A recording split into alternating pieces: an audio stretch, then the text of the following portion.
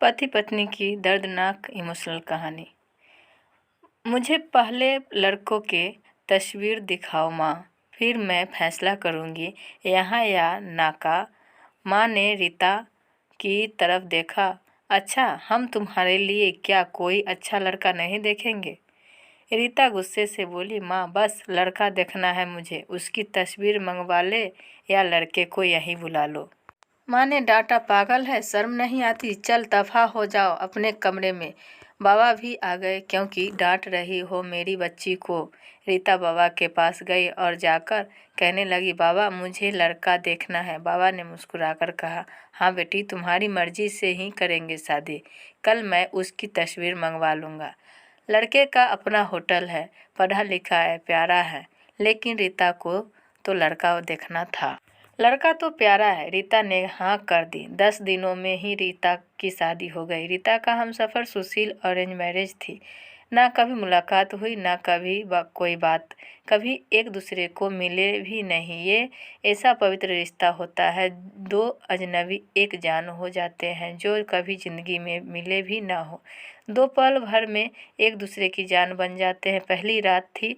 सुशील कमरे में आया, हाथ में आइसक्रीम पकड़ी हुई रीता नजरें झुकाए बैठी थी। आइसक्रीम तो रीता की फेवरेट थी। सुशील को नमस्ते की। सुशील पास बैठ गया। सुशील थोड़ा सा शर्माता भी था। आइसक्रीम खाते हुए बोला, जितने पैसे शादी पर खर्च किए इतने की काश मैं आइसक्रीम खा लेता। रीता का घूंघट उठाकर बोला, आप खाओगी? पहले तो रीता ने शर्माते हुए मना कर दिया, फिर सुशील ने प्यार से कहा, खाली प्यार बढ़ेगा। रीता को आइसक्रीम दी और खुद भी खाने लगा। रीता सारी आइसक्रीम खा गई। सुशील ने जब पूछा, आइसक्रीम पूरी खत्म कर दी? रीता मुस्कुराने लगी, वो तो मैं खा गई। सुशील भी मुस्कुराने लगा, बहुत कंजूस हो आप, पहले कहती नहीं खाती और अब देखो सारी की सारी खा गई हो। यह आइसक्रीम 50 से 50 की थी। रीता सुशील को पहली ही रात इतना तो समझ गई थी कि सुशील दिल को बहुत अच्छा है। रात भर मोहब्बत भरी बातें होती रही। जिंदगी अपनी असल मंजिल की तरफ मुड़ गई थी। वक्त गुजरने लगा। रीता के भाई की शादी। रीता 4 महीने की प्रेग्नेंट भी थी। रीता ने सुशील से कहा, मुझे भाई की शादी में जाना है। सुशीला ने रीता के पास बैठकर बोला, रीता डॉक्टर ने आपको लंबी यात्रा करने से मना किया, इसलिए मैं कोई रिस्क नहीं लेना चाहता। मैं नहीं इजाज़त दे सकता शादी में जाने की। रीता को बहुत गुस्सा आया। सुशीला, पागल हो गए हो क्या? मेरे भाई की शादी है और आप कह रहे हैं कि नहीं जाना। आप मुझे कार में बैठाकर आराम से छोड़कर आ जाए बस। सुशील ने रीता का हाथ पकड़ा, मोहब्बत से फिर समझाने लगा, रीता क्यों बेकार की जिद करती हो? डॉक्टर ने यात्रा करने से मना किया है तो मैं नहीं जाने दे सकता तुमको। तुम लापरवाह हो जाती हो और मैं तुमको किसी के भरोसे नहीं छोड़ सकता। इतना कहकर सुशील कमरे से बाहर चला गया। रीता रोने लगी। रीता ने अपनी माँ को फ़ोन किया। सुशील मना कर रहा है शादी में आने के लिए। माँ ने समझाया, बेटा अगर वो कह रहा है तो मत ही आओ। लेकिन रीता की भाभी और भाई जिद करने लगे।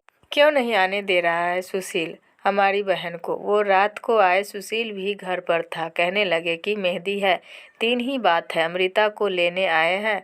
सुशील ने रीता की तरफ देखा है। रीता, मैंने क्या कहा था तुमसे? रीता ने नजरें झुका ली, कमरे में चली गई। उठकर सुशील को गुस्सा तो बहुत था, लेकिन ये सब्र कर लिया। 1000 रुपये जेब से निकाले, रीता को दे दिए। ये कुछ पैसे रख लो, बाकी और चाहिए तो ले लेना, मैं आऊँगा कल। रीता बहुत खुश थी। सुशील ने अपने सीने से लगाया रीता को, अपना ख्याल रखना रीता। फिर रीता शादी में चली गई। मेहंदी की रात रीता की बुआ की लड़की भी आई हुई थी। डांस भी किया, काफ़ी एंजॉय किया। बारात वाले दिन जब भाई की बारात लड़की वालों के घर पहुंची तो बारिश हो रही थी।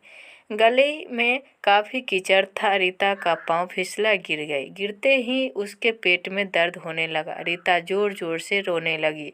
जल्दी से रीता को अस्पताल ले गया। रीता दर्द से चिल्ला रही थी।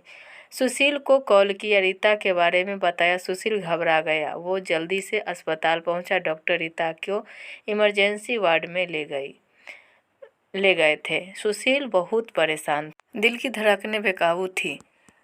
जुबान पर ईश्वर का जाप था। बाकी सब लोग शादी की खुशियों में मगन थे, लेकिन यहाँ सुशील परेशान खड़ा था। कुछ देर बाद डॉक्टर कमरे से बाहर आए। उन्होंने सॉरी कहते हुए बताया, आपका बच्चा मर चुका है। सुशील बेजान होकर कुर्सी पर बैठ गया। भगवान से हिम्मत मांगकर जल्दी से वार्ड में गया। रीता रो रही थी। सुशील को देखकर मुंह मोड़ लिया। सुशील पास बैठ गया, सर पर हाथ फेरने लगा। अच्छा चल चुप कर मेरी सोनी, रोना बंद कर, बस ऊपर वाले की मर्जी थी। रीता फूट फूट कर रोने लगी। सुशील मुझे माफ़ कर दे, मुझसे गलती हो गई। सुशील ने आंसुओं से भींगी हुई पलकों को चूम लिया। अरे बस बस मेरी जान, रोते नहीं हैं, बस ऊपर वाले की मर्जी थी, चुप हो जाओ। रीता खुद को गुनहगार समझ रही थी, अपने बच्चे और सुशील का। सुशील समझने लगा। रीता का सर अपनी गोद में रख लिया। चुप हो जाए मेरी सोनी, सोनी रो मत, अब देख मैं तेरे पास हूँ। रीता को लेकर घर चला गया। शादी खत्म हुई, सब घर गई। रीता का हाल पूछने रीता खुद पर इल्ज़ाम दे रही थी। मुझे रोका था सुशील ने माँ, लेकिन मैं जिद करती रही, शादी में जाना है। अगर मैंने इनकी बात मान ली होती तो आज शायद मैं अपना बच्चा ना खोती। सुशील समझ रहा था रीता दिल में खुद को कसूरवार ठहरा रही है, इसलिए सुशील प्यार से समझाता रहा रीता को, अरे पागल है, खुद को परेशान न कर, ऊपर वाले की मर्जी थी ना। ऊपर वाले ने जहाँ चाहा तो हमें फिर से औलाद जरूर देगा। रीता सुशील की आंखों में देख रही थी। सुशील आप इतने अच्छे हैं, मुझे डांटा नहीं है, आपने कुछ कहा नहीं। सुशील ने लंबी सांस ली, मुस्कुराकर बोला, जब तुमने मेरी बात मानी ही नहीं थी तो अब कुछ कहने का क्या फ़ायदा। रीता समझ रही थी सुशील का खामोश गुस्सा। 1 साल बाद फिर ऊपर वाले ने उनको बेटा दे दिया। सब बहुत खुश थे। सुशील बाहों में उठाकर झूमने लगा अपने बेटे को। रीता बेड पर लेटी सुशील की आंखों में बेटे की मोहब्बत में निकलते आंसू देख रही थी। जिंदगी में अच्छे दिन आते हैं, लेकिन अक्लमंद वही होता है जो खुद को हालत में ढाल लेता है। सुशील के 2 भाई जो सुशील से अमीर थे, उन दोनों भाइयों का अपना अच्छा खासा बिजनेस था, लेकिन सुशील का छोटा सा होटल था जिससे बस गुजारा हो रहा था। रीता ने जिद की, सुशील बच्चे को गर्मी लगती है इसलिए यह बहुत रोता है, मुझे कमरे में एसी लगवा कर दे। सुशील ने सिर पर हाथ रखा, अरे रीता पागल हो गई हो क्या, मेरे पास नहीं है इतने पैसे एसी के लिए। रीता ने जिद की, मुझे एसी चाहिए बस कमरे में। सुशील अपने बेटे को सीने पर लेटाकर खेल रहा था। उसके साथ रीता बस एसी लगवाने की जिद किए बैठी थी। सुशील ने रीता का हाथ पकड़ा, अपने करीबी किया। रीता पता नहीं क्यों इतनी जिद्दी हो तुम, लगवा दूंगा एसी, ये लो, सो गया है मेरा राजकुमार, इसको लेटा दो। 2 साल बाद ऊपर वाले ने एक बेटी भी दी। वे दोनों बहुत खुश थे। हर अच्छी बुरी ख्वाहिश पूरी करता था सुशील, लेकिन फिर भी छोटी छोटी बातों पर उनमें झगड़ा रहता ही था। बेटा 4 साल का हो गया था, बेटी छोटी थी। सुशील का होटल का काम अच्छा नहीं चल रहा था। सुशील कुछ परेशान था। घर आया, देखा बेटे ने उसका लैपटॉप तोड़ दिया था। प्रीति मोबाइल पर लगी हुई थी। सुशील ने देखा लैपटॉप टूटा हुआ पड़ा है। सुशील चिल्ला कर बोला, रीता ये क्या है। रीता ने देखा, ये आपके लाडले ने तोड़ा है। सुशील गुस्से में पहले ही था। रीता को गाली देकर बोला, तुम्हारा दिमाग काम नहीं करता, इसमें मेरा सारा डेटा था, तुम पागल हो क्या, जाओ खाना लेकर आओ। उठ जाओ रीता गुस्से में गाली। सुशील मैं नौकरानी नहीं हूँ, सारा दिन बच्चों को संभालो और फिर तुम्हें मुझे गाली दो, सारा दिन इतना काम करो और कदर इतनी सी है, गाली दे रहे हो। रीता खाना लेकर आई, बैगन बने हुए थे। सुशील ने बैगन देखे, चिल्लाकर बोला, तुम्हारा दिमाग खराब है? तुमको कितनी बार समझाया कि मैं बैगन नहीं खाता। सुशील ने खाना उठाकर फेंक दिया, उठकर बाहर चला गया। इतने में बेटे ने कांच का गिलास तोड़ दिया जो हाथ पर लग गया। काफी खून बहने लगा था हाथ से। रीता ने बेटे की 1-2 थप्पड़ लगा दिए। बहुत तंग आ गई हूँ मैं तुम बाप बेटे से। बेटे को उठाकर कमरे में ले गई, रो रही थी। साथ ही उसे मैं बोल रही थी, 5 साल हो गए, इस इंसान के साथ बड़ी कदर ही नहीं है। बेटे के जख्म पर मरहम लगाने लगी। इतने में बेटी भूख से रोने लगी। बेटी को गोद में उठाया। इस इंसान की ऐसी हरकतें रही तो गुजारा मुश्किल हो जाएगा। रात भर सुशील गायब रहा। रीता ने भी फोन करके न पूछा। रीता ने अपनी माँ को बताया, सुशील आजकल न खर्चा दे रहा है, न अच्छे से बात करता है, गालियाँ देता है। माँ ने कहा, अच्छा हम करते हैं बात। उससे सुशील को महसूस हुआ उसने अच्छा नहीं किया रीता के साथ। आज घर जाकर रीता को सॉरी करूँगा। घर आया, देखा घर में रीता के माँ बाप चाचा सब आकर बैठे हुए थे। सुशील ने रीता की तरफ देखा। रीता खामोश रही। नमस्ते किया, उसके बाद बात तो शुरू हो गई। माँ चिल्ला कर बोली, क्यों बेटा तुम खर्चा नहीं देते हो? रीता को क्यों गालियाँ देते हो? सुशील को बहुत गुस्सा आया।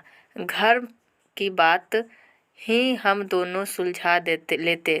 सुशील ने गुस्से से कहा, इसको सब कुछ देता हूँ, ये बस तमाशा लगाना चाहती है।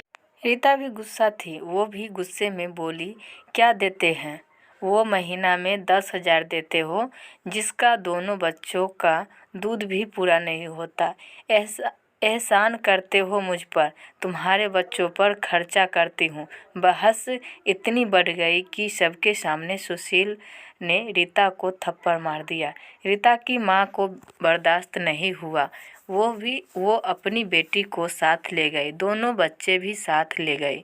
सुशील ने भी ना रोका उन्हें। रीता नाराज होकर चली गई। रीता को थप्पड़ ज़्यादा जोर का लगा था, निशाना बन गया। चेहरे पर माँ भी रोने लगी।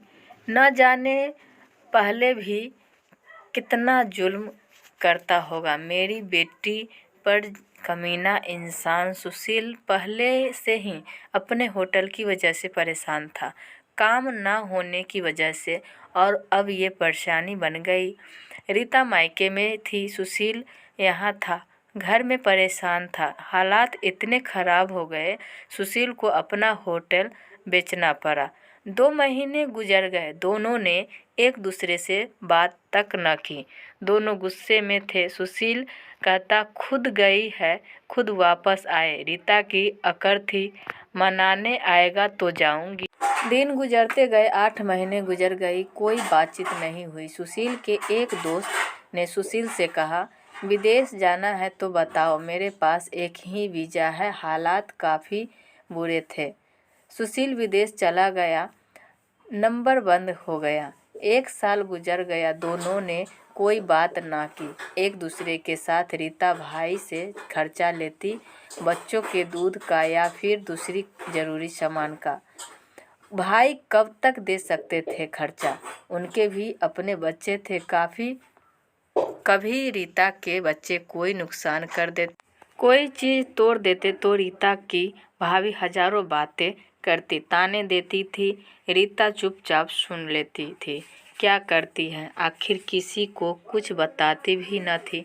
दीपावली का दिन था। रीता ने भाई से कहा, पैसे दे दो, बच्चों को शॉपिंग करवानी है। भाभी पास से बोली, बहन साफ सी बात है, हमारे पास फालतू के पैसे नहीं हैं।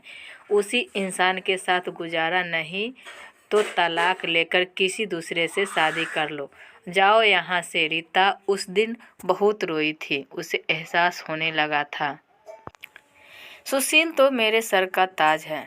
सुशील दुबई में बच्चों को याद कर बहुत रोता था। रीता पागल, बात कुछ थी नहीं और तूने यह क्या कर दिया। उधर रीता के भाई ने रीता के लिए एक आदमी देखा जिसकी पत्नी की मृत्यु हो चुकी थी, 4 बच्चे थे। उसके भाई ने रीता से कहा, बस सुशील से तलाक ले लो, इस आदमी से शादी करके घर बसा लो। अपना रीता की आंखें भीग गई थी आंसुओं से। जल्दी से मोबाइल निकाला, सुशील को फ़ोन लगाया। नंबर बंद आ रहा था। रीता रोने लगी। मुझे सुशील के पास ही जाना है, मुझे कोई शादी नहीं करनी किसी से। उधर सुशील का भी दिल तड़पा। उसने सोचा, मेरी रीता तो मासूम सी है, थोड़े से गुस्से पर नाराज़ हो जाती है, ना खुद ही माफ़ी मांग लूँगा। अपनी जान से वो टिकट करवा कर हिंदुस्तान वापस आ गया। रीता रो रो कर भगवान से अपने पापों, अपनी गलती की माफ़ी मांग रही थी कि ऊपर वाले मुझे माफ़ कर दे, मुझे मेरा सुशील वापस कर दे।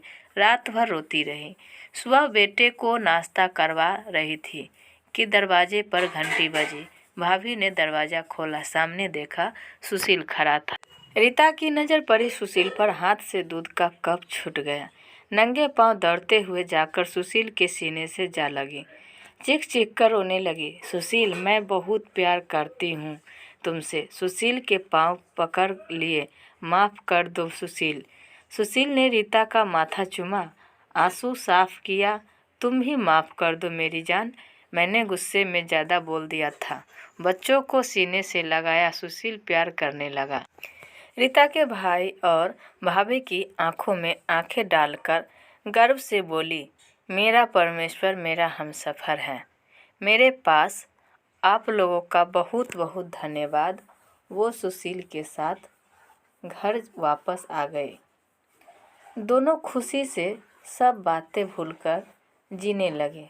लेकिन वो इस समाज को इतना बता गए, जज्बात में जुदा हो जाना बहुत आसान है, लेकिन जुदा होकर जीना बहुत मुश्किल है। जो धर्म एक हमसफ़र महसूस कर सकता है, वो कोई और नहीं समझ सकता। गलत फैसला लेकर ज़िंदगी बर्बाद ना करें। ये सब वक्त के साथ बदल जाता है। हाँ, अगर नहीं बदलता तो हम सफ़र। अगर कोई नाराज़ है या घमंड में है तो जाओ, मना लो, राज़ी कर लो एक दूसरे को, इससे पहले कि फिर देर हो जाए। अगर मेरी कहानी किसी एक के भी दिल में घर कर गई तो मेरा मकसद पूरा हो जाएगा। आजकल छोटी छोटी बातों पर घर उजड़ रहे हैं। अगर थोड़ी बर्दाश्त कर ले तो ऐसे घर ना उजड़े। दोस्तों, सही कहा ना मैंने? आपकी क्या राय है इस इमोशनल स्टोरी शॉर्ट इन हिंदी कहानी के बारे में? आप कमेंट करके हमें ज़रूर बताइएगा। तब तक के लिए बाय बाय, धन्यवाद। फिर मिलते हैं कल।